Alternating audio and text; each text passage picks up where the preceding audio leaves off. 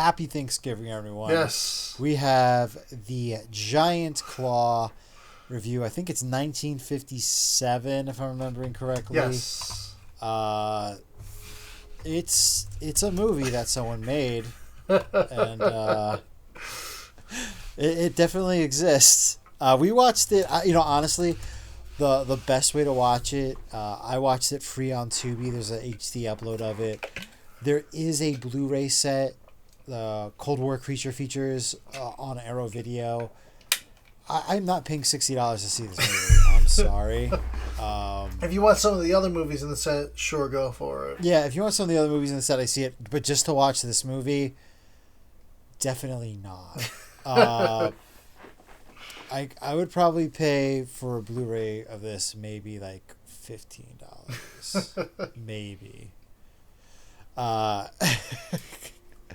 It's interesting. It really is.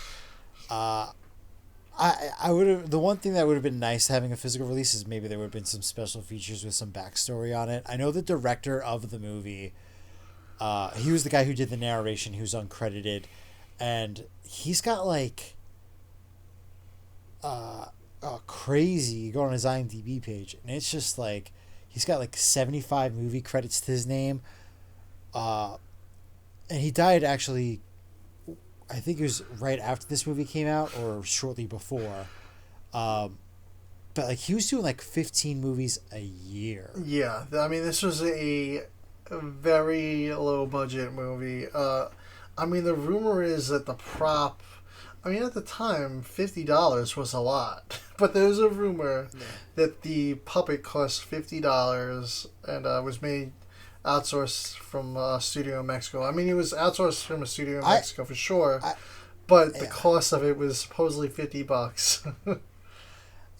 A lot of people make fun of the puppet and the effects with it. I thought that was the best part of the movie. Yeah, I mean, the puppet looked decent, but it didn't do much. I thought it articulated very well. I thought the expressions they got out of it were good and creepy. I felt like it did everything it needed to do. Clearly, they weren't doing suitmation. Like the flight scenes were like... it's not going to be like Rodan or anything like that. You're not going to get Toho quality. They could have gotten Ray Harryhausen and actually gotten motion out of it. That's originally what the plan was, but they were like, we don't have the budget or the time for that. So they went with the puppet. They were going to have Ray Harryhausen animate it, which it might have been a totally different movie then.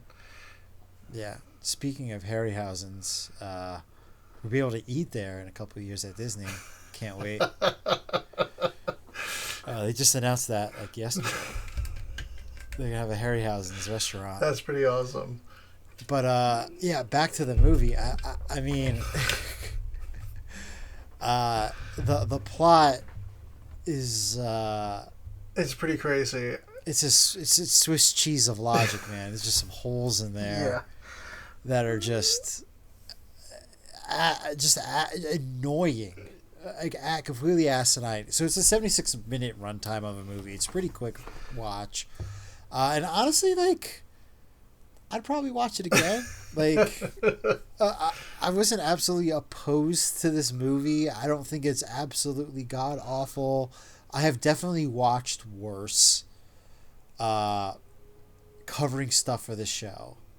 Actually, prior to our show. I've definitely watched worse monster movies. Yeah. But it did have like an old like B movie sci-fi plot charm to it. Yes. Should we just get into plot? Like, yeah, we can. Let's get a little plot in there. Basically, we have Mitch McAfee, played by Jeff Morrow, and Sally Caldwell, played by Mara Corday. They were in, where were they? Antarctica or the Arctic? They were in northern Canada. Yes. At first, they made it seem like that they were on the in the Arctic. Yeah. But then when he pulled out the map later in the movie, it showed northern Canada, which I thought was really strange. Yeah. Because they were like, oh, they're at the end of the earth. So those are actual places that exist. Yeah. Yeah. So immediately you're getting Beast in 20,000 Fathom vibes. Yeah. At the beginning of the movie. And, the guy's a test pilot. He comes back and he's like, oh, I saw a UFO and, oh, it didn't show up on the radar, and they're arguing back and forth. And then, 3 minutes into the argument, because they keep talking in circles about this whole radar thing, they're like, oh, a commercial flight just went down. And they saw a UFO too. So and the thing is, with the UFO that they show on screen, it doesn't look clear. It literally looks almost like if you were trying to videotape a fly flying around. It's just a black splosh just going across the screen. And you see this throughout the whole movie. But he says it was a UFO the size of a battleship. So that means that's huge. And you're telling me, you can't get a clear look at it? Even if it's flying fast, all you see is, a splotch? I mean, the scaling for this thing, you hear a battleship. This is a flying, I would say a flying Shin Godzilla, one of the biggest. Yeah. Yeah. A battleship, I think, yeah. Yeah, when you think battleship, you think a boat the size of a football field or something. Yeah, and that's just flying around the air. Yeah, you can't miss that. Bigger than a fleet of blimps. Yeah. So you're okay, that's quite large. And it's just typical sci-fi 50s thing. Nobody believes them. That's one of the things that always frustrate me about 50s sci-fi movies. Nobody ever believes the main character at the beginning. Yeah, but that's not what bothered me the most with this. It's the not believing later in the movie that bothers me. Yeah, they have multiple things. They have multiple layers of proof and eyewitness accounts and multiple planes going down, and they're still in denial about this. Yeah. It is insane to me. So they get sent to go investigate this, right?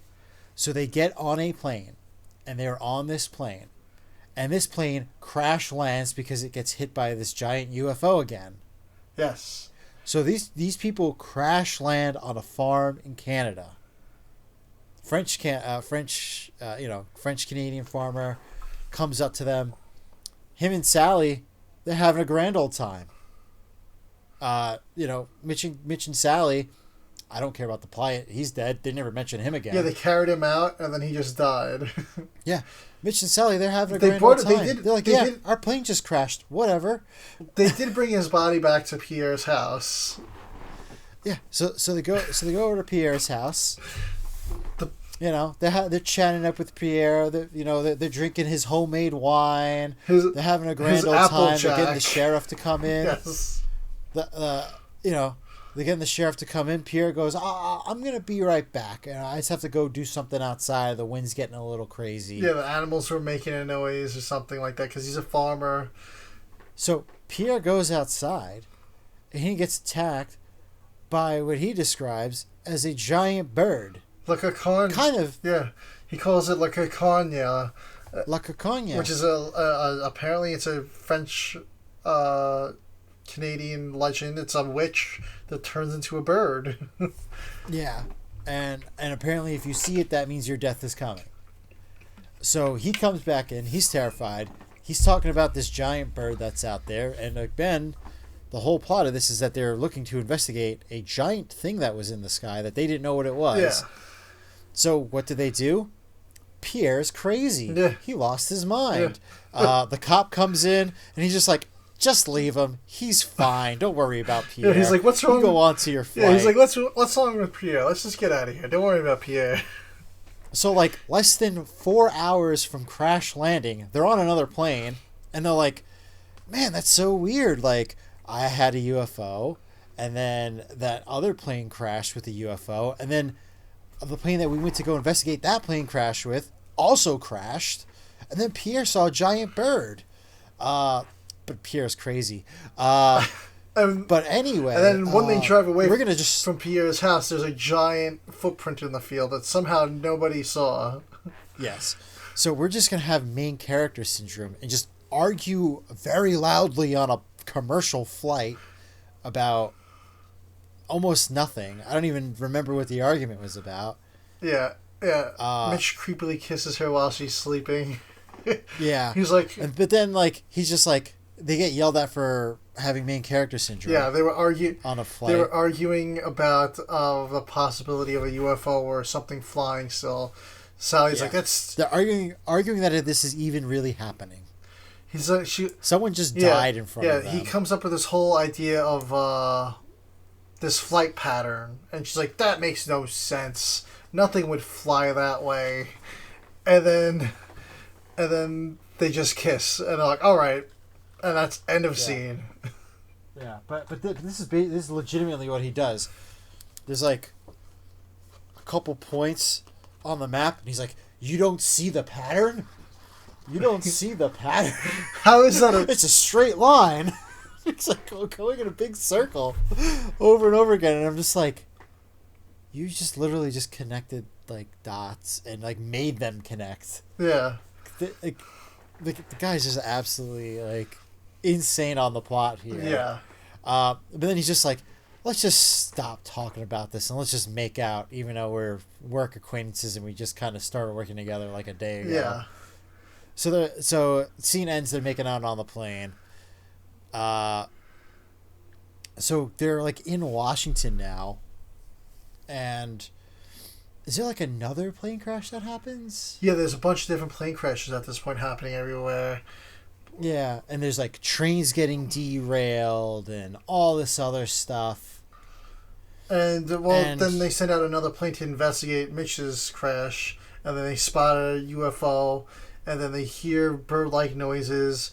And then, but it's definitely not the bird that Pierre saw. Yeah, and then the pilot reports that it's a bird the size of a battleship, and then it attacks the plane. All the crew jumps out and parachutes and gets eaten by the claw. We see the claw first appear. And then Mitch gets summoned by the general. He just got back to his apartment, and he goes back and he hears the news that the crew went missing. And the general's like, this is no laughing matter. We're missing the entire crew and they're presumed dead. And they claim they saw a giant bird. And then he shows the general his little pattern, and they're like, oh, well, the plane got completely destroyed. So then Sally recommends, she's like, well, you know what? You could use weather balloon cameras that might be in that flight path area, and we could see what did this. And sure enough, they pull all this footage from random weather balloons, and they're going through the reels, and then they finally see the blur show up, and then it zooms in, frame by frame as it gets closer, and then we see a claw officially, and everyone's like, oh my god, what is that? But also, Sally's like, hey, Pierre said he saw a giant bird. And that's the first time we ever saw it close to land. Maybe we should go there and investigate. Why don't you shut up, you stupid woman? That was basically the response of every single man in that room. Yeah. She's like, we're looking for a giant bird, and we saw a guy that saw a giant bird. Shouldn't we go investigate that? And they were like, no. No, we shouldn't go investigate that. You're dumb. So then she has to like stand her ground and like defend this point of, no, I think we should go look for the guy that said he saw a giant bird. The only guy that said he saw a giant bird. So they finally go back to Pierre, who's still terrified.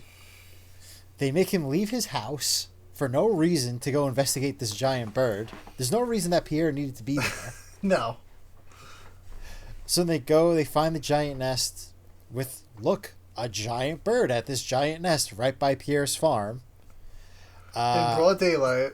Yeah, in broad daylight. No one else was able to see this, by the way. And then Pierre's just like, you know what? I'm out of here. So they're like, Pierre, what a coward. He's too worried about dying.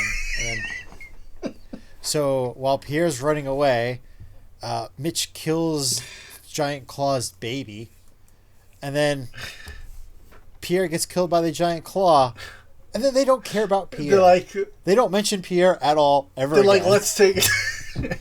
They're like, let's take his truck. He's not gonna need it. Yeah, they're making jokes. They're making jokes about dead Pierre that they caused the death of. He gave him his Applejack. Nobody's gonna get to have Pierre's Applejack ever again. Like, literally, they're making jokes about Pierre dying minutes after Pierre has died. And they steal his truck. Like, Pierre literally said, I don't want to do this. I think this is dangerous. This isn't a great idea. You'd think they'd have a moment where you're trying to make their main characters sympathetic. And then being like, oh, man, like, we should have listened to Pierre. And now he's dead. He didn't want to be with... No. There was no anything. No, not even a second of mourning for Pierre. And then, at this point in the movie, too, the bird was being seen around the world, and martial law had been put into effect, and there was, like, a ban on all vehicles, air, cars, trains, because the claw was just attacking anything that was moving. So, they fly to his house, then they get in a helicopter with him. So, like, they're already putting this guy at risk. And then they take his car. But yeah, they were just putting this guy in danger for no reason. They're like, oh yeah, you saw a bird? Let's come with us. Why don't you let's just check the area. So then they have while they're driving Pierre's stolen truck, these teenagers come zooming by in like their convertible car, and he's like, don't they know that they're not supposed to be in a car and it's dangerous and all this stuff, while also driving a car. And then they get like swept off the road by the claw. By the giant claw. None of them appear to have died in this accident. Well, only the two remaining. Like, two of them fell out of the car, but two of them stayed in the car, and then the car got like blown up. So I think those two were dead. But then the two that were on the side of the road were hurt. And then Sally's crying like she just lost her best friend, and it's the end of the world, and this is... Where were those tears for Pierre? Yeah. You were making jokes about Pierre. Those people were a-holes driving by. Yeah, they really were. I mean, for being in Canada, there were some pretty jerky people, right? Usually people think Canadian people are really nice. Yeah. And they get the tears? Yeah. That's when she decided she was going to bust out some tears? Yeah. Nothing for Pierre. No justice for Pierre. Yeah. The real hero of this story, by the way. Yeah, he warned them all. So they make it to this like fancy scientist, and he's like, the bird has negative particles around it, and that's the reason why we can't we can't, none of our weaponry or anything works on the bird because of the negative particles, which is all made up science, by the way. So then Mitch goes, well, aren't negative particles supposed to, when they hit real matter, aren't they supposed to explode? Which is another made-up science thing. And he goes, well, he must have a force field that he's raising and lowering of negative particles, and that's how it works. And it's just like, they're spending like 10 minutes talking about this. Again, this is like a 70-minute movie, and they're spending 10 minutes on this particle talk. And they're just hashing out fake science lore for 10 minutes on this. And Mitch... And then finally... Mitch is just like a radar aeronautics specialist. Like, he's not like... anything. Yeah. And like he becomes like the guy that's doing the research on this. Not even the main scientist. Like, sure, the scientist guy that's there is helping him, but like he doesn't bring in a team. It's just him, Sally, who is a mathematician, and Mitch. And they work on this weapon that they could use to take down the claw's barrier. Yeah. So fast forward a little bit, you get another montage of like the claw destroying stuff and them trying to figure out what to do, and the experiments and then failing. Mitch is like, I've discovered masic atoms, yeah, and they counteract the negative particles so that positive particles can go through it and destroy the bird. But they don't show you like how this even happened. Yeah, or they're where doing he all made the these scientific discovery. Yeah, they're doing all these experiments and things keep going on fire, exploding, and then all of a sudden, like Sally and like the scientists are like taking a nap in the lab, and then there's an explosion and like Mitch falls through a wall and he's knocked out, and then he wakes up in the hospital and he's like, "How long have I been out? It's been 2 hours. We gotta get going." And then and the general's like, "No, no, no." And he's like, "You're the most important person. You gotta be safe, and we don't want you to die if you're the one that's working on this." He's like, "You don't get it though." He's like, "Because I got knocked out. The experiment worked." And then they're like, "Well, then let's get going." And they're like, "We're gonna get a plane for you right now on the field there. It's been waiting there, but we're gonna get it for you." And then they get to the field, and the plane's not there because they have to wait on the plane to show. Yeah. So he's like, okay, when the plane shows up and everyone's here, we're going to install it. It's probably going to take about 3 hours. And then you guys will be able to go and use this on the giant bird. They're like, oh, well, the bird's attacking New York, so we have to go right now on the plane. Yeah. Pack it all up. Nothing's installed. Nothing's ready. Yeah. They haven't tested it. Nope. And they're like, oh, Sally needs to come too because we need to make sure that this machine works. So basically, they've packed everyone who knows how to defeat the bird onto one plane that's not equipped to defeat the bird, and they plan on flying this plane directly at the bird when it's not equipped to combat the bird at all. And on top of this all, throughout this movie, there's a 3-star general and then the main general that Mitch has been reporting to this whole time. A pilot's not flying the plane. We have a 3-star general and a general co-piloting this plane. They're not... With no weaponry on it. No weaponry mounted to it that will affect this bird yet. Mitch and Sally and the scientists are going to have to work on this weapon while they're in the air to somehow mount it out the back. Because if they shoot it forward, they'll fly into the basic particles and it could kill them or whatever. So that's why it's got to get shot out the back of the plane. So yeah, we see a little montage from New York City getting attacked. They confront the bird and they shoot it with the basic cannon and it makes like smoke. And the bird was literally like 10 feet away from the plane before they finished installing the basic particle thing. But somehow that plane was the one plane that was able to outfly it through the whole movie. Yeah. And then they shoot it with like 2 rockets and a machine gun, and then it falls into the ocean and its claw like moves a little at the end, and it's like the end, like very abrupt. Yeah, just I understand New York was being attacked. It's been attacking the world for weeks at this point. I understand wanting to build drama for the end of the movie, right? Why not? Why have your people, like, on the plane? Why have them rush to install it? If you want to build suspense, why not have this taking place in New York, them rushing to get it installed, and them being like up on like an observatory or something, and you know the machine breaks down on the first attempt to use it on the monster, and then they gotta scramble to get it fixed or something, and they're flying towards Sally in a building, and they gotta get it fixed before the bird hits the like. Why not go that route? Why go with we're just gonna cram everyone on this thing that's not ready yet? Yeah. And just rush the ending, and that's the end of the movie. It didn't seem like it would have taken that much more. They already had the sets built for it. All you have to do is just physically say where they're taking place to build some sort of suspense. The plot of this movie is just... Yeah. And then, one of the things that they briefly mention is like, oh, we're going to report to other countries where the claw was seen flying to make sure they could check for nests and destroy the eggs, and who knows if they did. Yeah, it's very like... Why... it's almost like the script was written, and then that was it. Yeah. Like, it was written. Like, there was no proofreading. There was no editor. There was no... There probably wasn't.